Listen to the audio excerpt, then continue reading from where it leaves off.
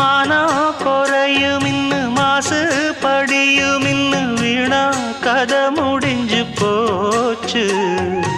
ஈசான மூலையில லேசான பள்ளி சத்தம் மாமன் பேர சொல்லி பேசுது.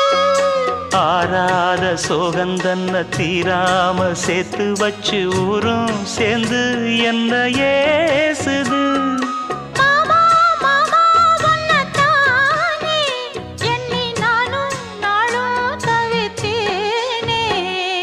கூண்டுக்குள்ள என்ன வச்சு கூடி நின்ன ஊற விட்டு கூண்டுக்குள்ள போனதென்ன கோலக்கிளியே.